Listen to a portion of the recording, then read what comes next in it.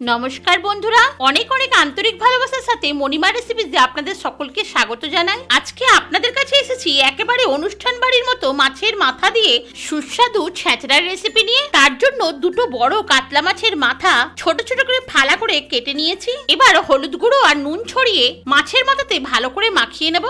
এবার এইভাবে দুটো পেঁয়াজ কেটে নিয়েছি, দুটো ঝিঙেও খোসা ছাড়িয়ে এইভাবে কেটে নিচ্ছি, দুটো মাঝারি সাইজের আলু ডুমো ডুমো করে কেটে নিচ্ছি, 4-5টা পটলও এইভাবে কেটে নিলাম, একটা বেগুন নিয়ে এইভাবে ফালা ফালা করে কেটে নিলাম।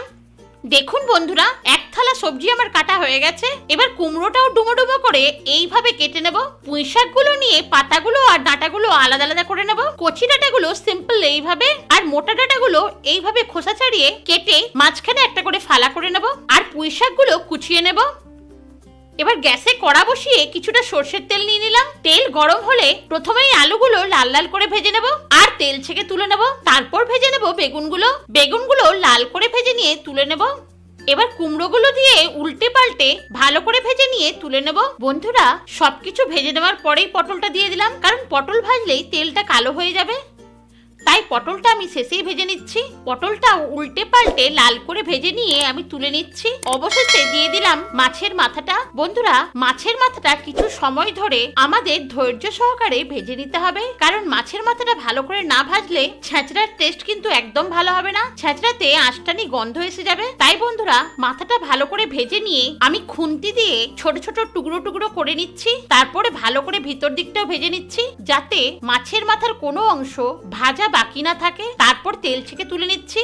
এবার ওই তেলেই দিয়ে দিলাম একটা তেজপাতা, 3-4টে শুকনো লঙ্কা, 1/2 চামচ 5 ফোড়ন। ফোড়নটা খুব ভালো করে ভেজে নেব। তারপর দিয়ে দেবো কুচিয়ে নেওয়া পেঁয়াজগুলোকে ভালো করে ভেজে নেব। আর দিয়ে দেবো 1 চামচ ভর্তি আদা রসুন বাটা। এবার পেঁয়াজের সঙ্গে আদা রসুন বাটাটা ভালো করে ভেজে আদা রসুনের কাঁচা গন্ধ কাটিয়ে নেব। দেবো 1/2 চামচ হলুদের গুঁড়ো আর 1 চামচ কাশ্মীরি লঙ্কার গুঁড়ো। গ্যাসের ফ্লেম লো করে পেঁয়াজের সঙ্গে ভেজে নেব। তারপর দিয়ে দেবো ঝিঙেগুলো। বন্ধুরা, ঝিঙেগুলো কিন্তু আমি আগে ভেজে নিইনি, ওই জন্য এখনই দিয়ে দিলাম।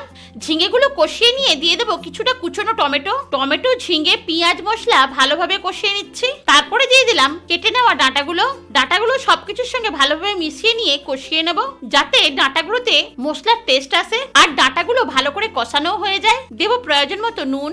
সবকিছু ভালো করে মিশিয়ে কষিয়ে নেব। কিছুক্ষণ ধরে ভালো করে কষিয়ে নেওয়ার পর দিয়ে দেবো ভেজে নেওয়া মাছের মাথাগুলো, যাতে মাছের মাথাগুলো ছেঁচড়ার সঙ্গে ভালোভাবে মিশে যেতে পারে আর টেস্টটা ভালো আসে। সেই জন্য এখনই মাছের মাথাগুলো দিয়ে কষিয়ে নেব। আর দিয়ে দেবো ভেজে নেওয়া সবজিগুলো। সবকিছু মিশিয়ে নিয়ে কষিয়ে নিয়ে কিছুক্ষণ রান্না করার পরে দিয়ে দেবো কুচিয়ে নেওয়া শাকগুলো। বন্ধুরা, শাকগুলো কিন্তু ভালো করে ধুয়ে নিতে হবে। আর ছড়িয়ে দেবো 4টে কাঁচা লঙ্কা। শাক আর সবজি এবার ভালোভাবে কষিয়ে নেব। সবকিছু যাতে ভালোভাবে সুসেদ্ধ হয়ে যায় সেই জন্য ঢাকা দিয়ে কিছুক্ষণ রান্না করে নেব। ঢাকা খুলে আবার সবকিছু মিশিয়ে নেব। দিয়ে দেবো 1 চামচ চিনি দিলে ছেঁচড়ার স্বাদ অনেকখানি বেড়ে যায়। তাই বন্ধুরা, চেষ্টা করবেন চিনিটা দেওয়ার। আবার ঢাকা দিয়ে কিছুক্ষণ রান্না করে নেব।